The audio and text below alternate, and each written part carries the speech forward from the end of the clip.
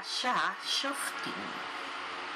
Jueces y alguaciles pondrás para ti en todas tus puertas de las ciudades que el Eterno tu Dios te da según sus tribus, y juzgará al pueblo con juicio justo. No torcerá al derecho, no harás acepción de personas, no admitirán regalos, porque el soborno ciega los ojos del sabio y pervierte el juicio del justo. Justicia, justicia perseguirás para que vivas y poseas la tierra que el Eterno tu Dios te dio en heredad. Aunque Shoftim ha sido traducida como jueces, Shoftim también quiere decir legislar o regular. Esta es la parashá número 48 de la Torá. Entonces, aquí se nos presenta una contradicción, porque 48 es la gematría de Gedulá, grandeza, que es otro de los nombres que hacen referencia a Gesed, que quiere decir gentileza, bondad o clemencia, pero Shoftim evidentemente trata de columna izquierda, de el rigor y las leyes. Entonces aquí se nos está hablando de las dos polaridades principales, o inclusive podemos decir que nos hablan de los dos pilares fundamentales en los cuales nos sostenemos. Para encontrar la respuesta, veamos el primer versículo en hebreo. Ya sabemos que dice: jueces y policías pondrás para ti en todas tus puertas de las ciudades que el Eterno tu Dios te da según sus tribus, y juzgarás al pueblo con juicio justo. Shoftim veshoterim titen leja bechol she'areja asher Adonai Eloheja noten leja lishbateja beshafetu etam mishpat sedek. Aquí se destacan obviamente Shoftim y Beshoterim, jueces y policías. Se destaca la palabra She'areja y la palabra Asher. She'areja es en plural y Sha'ar es el singular de puerta. Esta palabra tiene una gama de significados cuando se permuta. Por ejemplo, Sha'ar, al permutarse, nos da Rasha, que quiere decir malvado. Nos da Ashir, que quiere decir rico. O nos da Ra'ash, que quiere decir ruido. Podemos ver que esta palabra nos da una gama de posibilidades cuando sus letras se combinan, pero todas son columna izquierda, porque inclusive Ashir, que quiere decir rico o riqueza, se trata de recibir, y eso es columna izquierda. Los sabios nos explican que estas puertas que están en esta porción son una referencia a las puertas que conectan arterias y venas al corazón, que en total son 10. La arteria aorta tiene 3 puertas.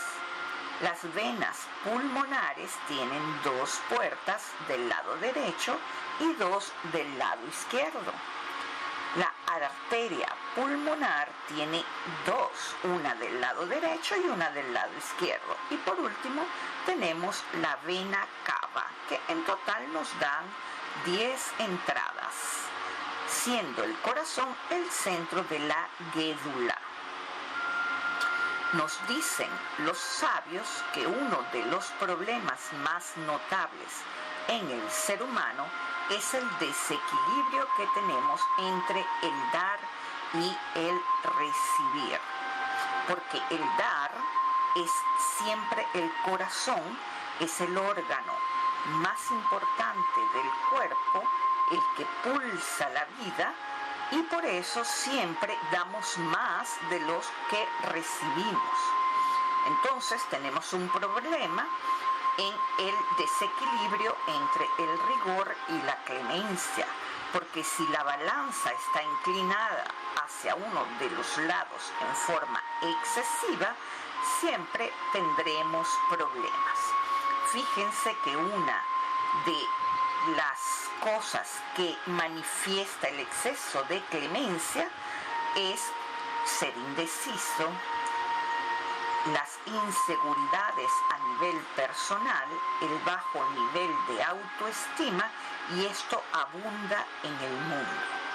Entonces, en esas puertas del corazón debemos poner la fuerza de el rigor para que delimitemos este exceso, de modo que el rigor sea el custodio que le permita al corazón mantener la energía emocional balanceada y óptima en el cuerpo.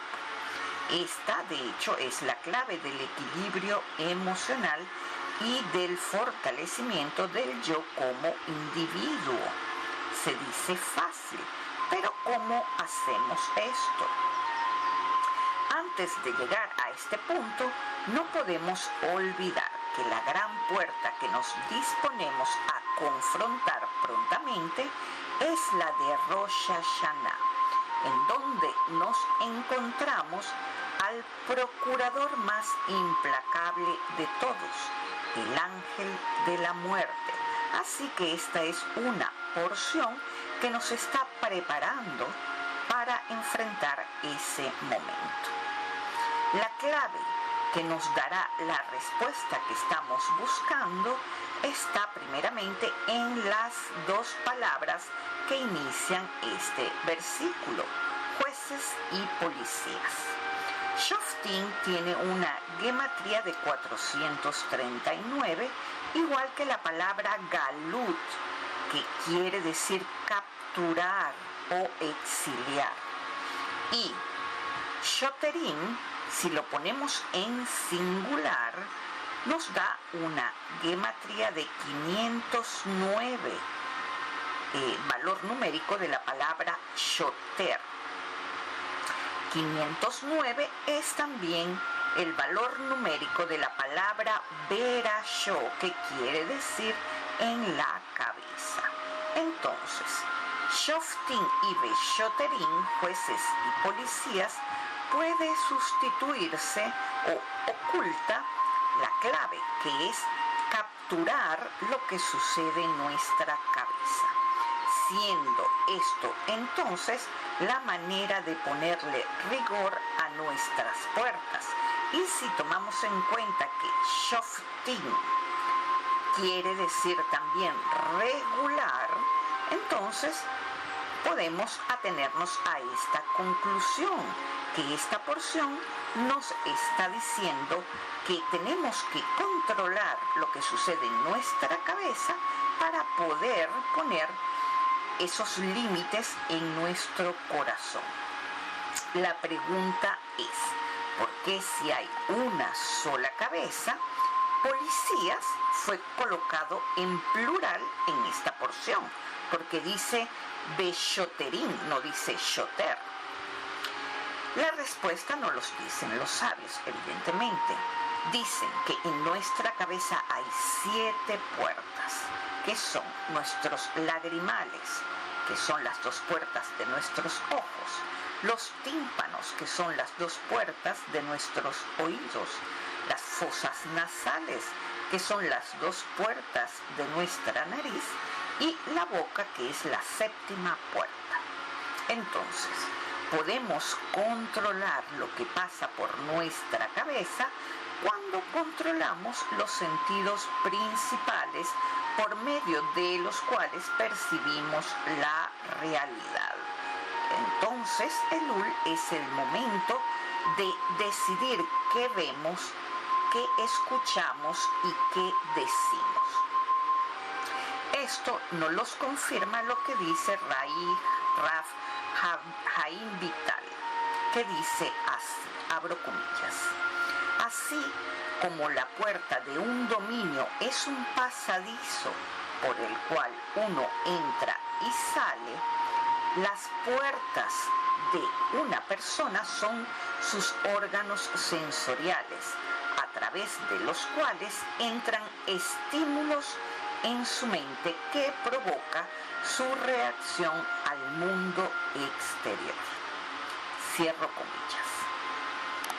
En este sentido, todo este análisis nos los confirma también la Mishnah, que nos explica que en el camino de aquí al cielo hay todo tipo de ángeles. Sobre todo tenemos ángeles acusadores y ángeles de destrucción. La Mishnah dice: hay un número de puertas para cada uno de los 7 cielos, cada uno de los cuales está guardada. Cuando el alma asciende, esta es inspeccionada. Si es digna, las puertas se abren para ella y se le permite entrar. Si no es digna, si no lo está, se empuja hacia afuera. Las puertas se cierran a ella y no se le permite entrar. Por esta razón, toda persona inteligente debe tomar esta enseñanza en corazón mientras todavía está vivo y controlar sus puertas. Él entonces merecerá que las puertas de la justicia divina, que siempre son clementes, se abran ante él. Yo, en esta cita de la Mishnah, quiero destacar la frase: toda persona inteligente debe tomar esta enseñanza de corazón, porque justo la frase jueces y policías codifica esta enseñanza cuando gemátricamente nos enseña que debemos capturar lo que sucede en nuestras puertas para que nuestro corazón esté balanceado. En fin, la última palabra que deseo destacar en este primer versículo es asher, porque si la permutamos obtenemos la palabra osher, que quiere decir abundancia o bienestar. Es importante porque sabemos que en Rosh Hashanah se decide la cantidad de Parnasá que tendremos en el año, siendo Rosh Hashanah la primera puerta de la Parnasá que va a entrar en nuestra vida personal. La segunda puerta y la más importante evidentemente es Yom Kippur, porque en Kippur nosotros nos hacemos espacios y nos hacemos meritorios de cuánto de eso que se designó en Rosh Hashanah entrará en nuestra vida. Porque la mayoría de las veces se nos designa una cantidad para el año y solamente recibimos un porcentaje pequeño. Y la tercera puerta es Sukkot, que es la que designa la distribución de esa Parnasá a lo largo del año. Por ejemplo, en enero se decide cuánto va a entrar para todo el mes. Entonces se puede decidir en enero que entra 10%, en febrero entra 20% y en marzo puede que no entre nada o entra un 1%. Ese porcentaje que ustedes ven que a veces en un mes la cosa está difícil y en otro mes entra abundantemente, se decide en Sukkot. Por eso la fiesta de Tishrei toda, de la primera a la última, es más, desde el Rodes Hosh de Elul hasta el último día de Sukkot, es determinante para nuestra Parnasá. En conclusión, mis amigos, el primer versículo de esta porción nos dice: si controlas lo que entra por tus puertas y lo que sale de ellas, tendrás abundancia y bienestar.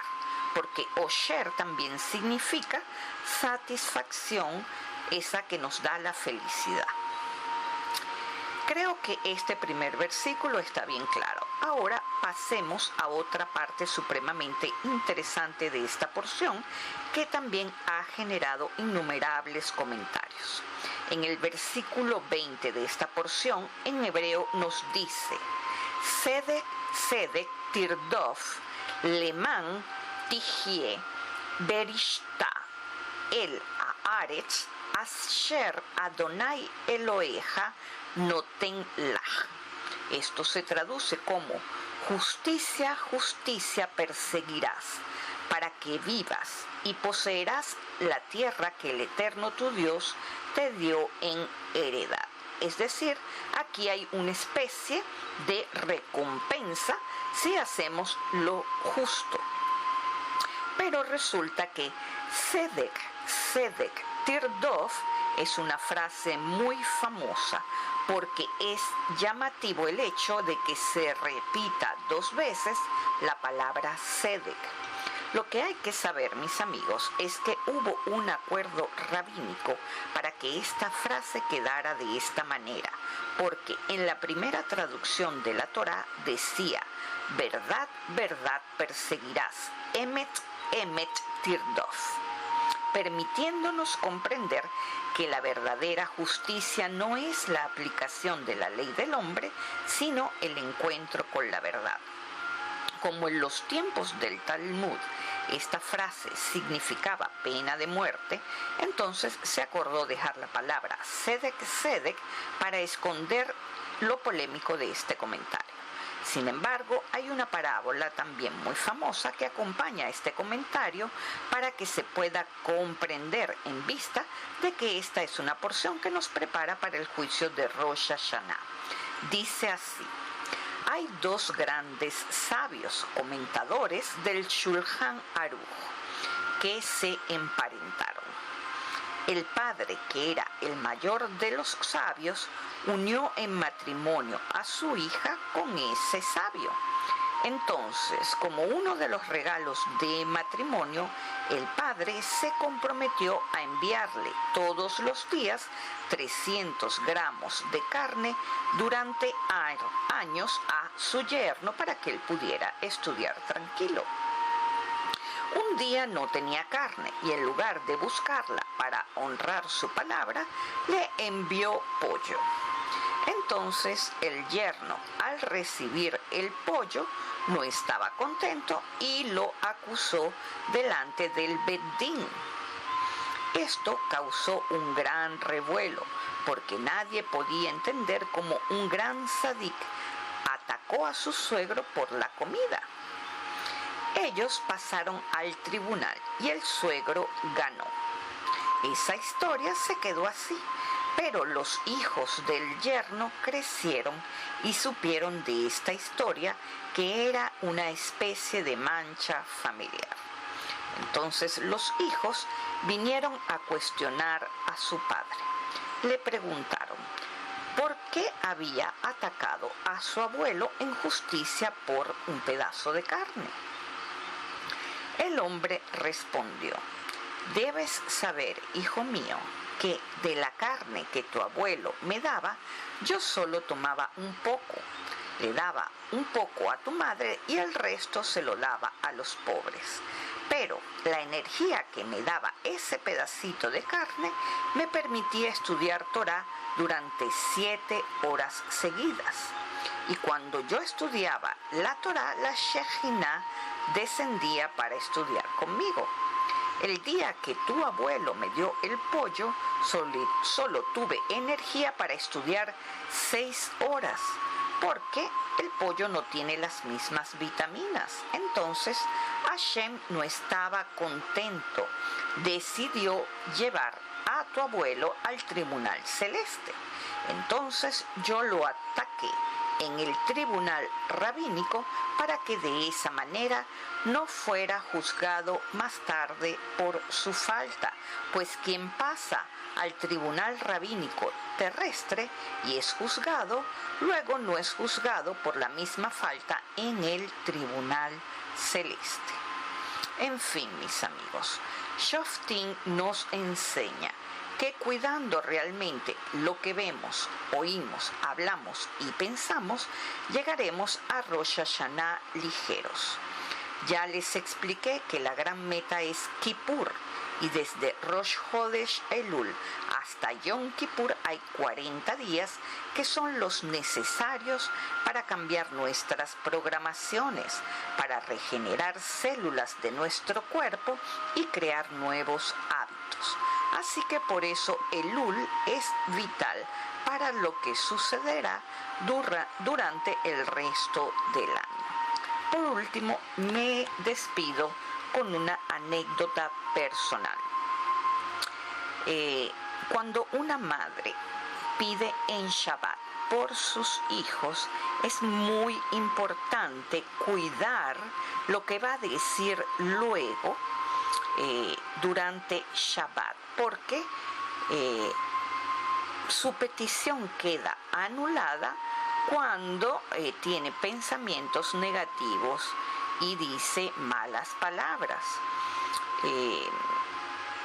Yo estoy en casa de mi familia y yo hago con mi familia Shabbat, a pesar de que la única judía soy yo, pero todos me siguen, y mi madre pues ha experimentado los beneficios de Shabbat. Entonces yo siempre le digo a mi madre: madre, tú tienes un poder impresionante para pedir por tus hijos, así como yo pido por mis hijas. Y ella ha experimentado ese milagro. Entonces anoche ella pidió, una vez que encendimos las velitas, ella pidió como siempre hace unas cosas, pero luego se puso a ver un video de nuestro país, de Venezuela, y evidentemente hay cosas que pasan que son completamente inauditas, y ella empezó a decir en voz alta lo que pensaba sobre eso. Y yo le expliqué que eso anulaba su petición. Entonces se los digo porque, como es una anécdota personal que me pasó a mí, esto me sirve para decirle a ustedes que este tipo de cosas, o sea, estos momentos que estamos transitando, son cruciales para cuidar lo que decimos y lo que pensamos, porque de la misma manera como tenemos facilidades para precipitar rápidamente todo lo que pedimos, asimismo también precipitamos lo negativo.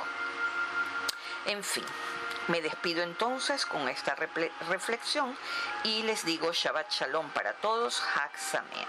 Un fuerte abrazo.